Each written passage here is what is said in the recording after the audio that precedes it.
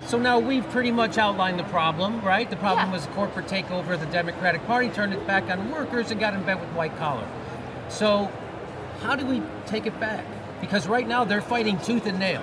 Yeah. In fact, cheating at every turn. There's super delegates on the national level. We just found out 2 weeks ago there's super delegates on the local level as far as the California Democratic Party just installed, over the will of the majority, just installed a literally a pharmaceutical lobbyist who worked against Bernie last election, is now the chairman of the Democratic Party in California, the biggest Democratic organization outside the DNC. So how can we take it back? We are going to lose battles. There are going to be battles that we lose. But I firmly believe that in the end, the ideas and the energy win out.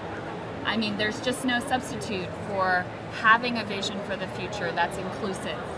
Having a vision for the future that means that people can have a stable middle-class life. And having a sort of moral character and authenticity behind that. I mean, that's what's really powerful. And I think one of the things that has been so damaging to the party is we stand up and we say, oh, we're the party of the people, but then we're picking candidates based on who can raise the money, right? We're picking candidates not based on their connection to the community, but based on their connection to the donor class. So that's one of the things that's really got to change. But maybe I'm Pollyanna-ish in this. We've got to fight, we've got to struggle, we've got to offer candidates who have more of a connection to their community. But ultimately, I think the ideas and the energy win out. I hope you're right. You know what I've noticed is a weird thing. So I started really paying attention to politics during the Ronald Reagan era, and I always thought that the right-wingers were very, sneaky, not honest in their campaigning. They would leave out certain parts of information. Yeah. They would say things like, you can't afford single payer, it's going to cost you, who's going to pay for this, welfare is bankrupting us, stuff like that you just know internally is lies. Right. Right? And now I'm seeing the corporate Democrats do the same thing. Ever since, all right, so this last election, right, so the corporate Democrats and the Hillary Clinton crowd and they're still doing it, so they're smearing even journalists who tell the truth about corporate Democrats. Like I saw, the David Brock people go after Glenn Greenwald online in a disingenuous way, literally lying. So what do you think, how can we fight back against that? Well, first of all, I think there's a couple pieces to that. I think for one, there's this problem where since you're spending all of your time fundraising and the people that you're around, we all know, we've seen the polling results, rich people have different views on the economy than the rest of us. They do. I mean, obviously there are individual exceptions to that, but overall as a group, rich people are much more conservative on economic issues. They're the ones who have to say, who want the grand bargain and to cut Social Security. I mean, those things poll very well among the donor class. So part of it is those are the people that our politicians are primarily spending their time with. So a lot of this comes down to we've got to have a grassroots funded party. It is just, we are never going to have credibility.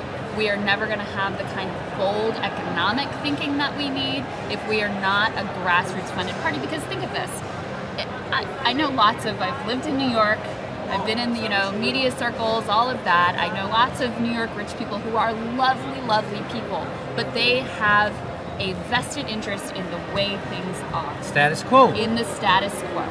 So the moment you try to rock the boat too much, there's a big discomfort there. Because they're the boat. Yeah, they are the boat.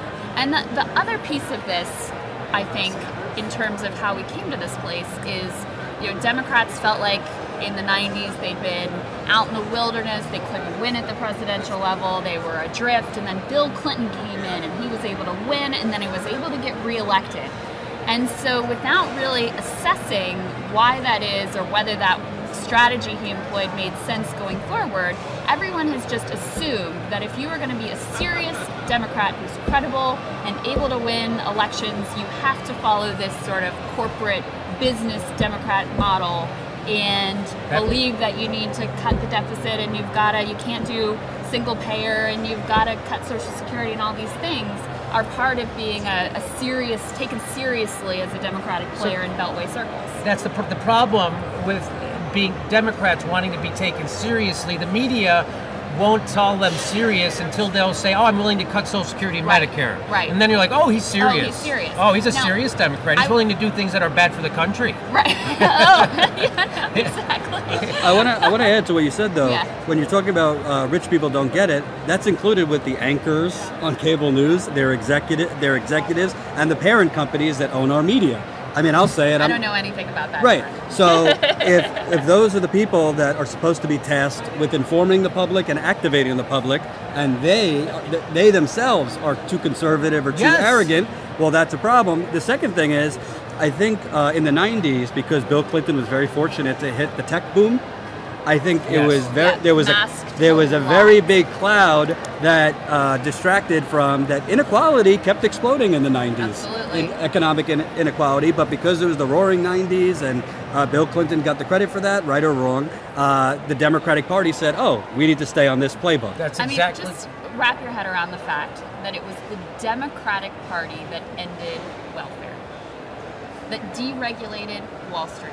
At the same time, that was the Democratic Party. At the same time as they exploded the prison population. Yes. And took the legs out from underneath the unions by passing NAFTA. This is all the stuff that the Republicans could only. This isn't Ronald Reagan's wet dream, and it could only be carried out by a Democrat. That's right. Because let's remember, George Herbert Walker Bush could not pass NAFTA. It took a Democrat. By the way, a Democrat. People forget this too. Bill Clinton's such an electoral victor. He never won with the majority of the vote. He won with the plurality because of Ross-Perot. The people don't realize that. He never got a majority of the vote for Bill Clinton. He's not majority popular. Just like Al Gore couldn't win against the bumbling governor from Texas. On the heels of a great economy, a super popular president, still couldn't win because people were hurting. People are still hurting, and now Hillary Clinton tries the same playbook, status quo, spring me, I'm going to keep going along the way things are going. Things aren't going well for people. Yeah. And people don't understand that 50% of all wage earners in America earn less than $30,000. That's right. The richest country in the world.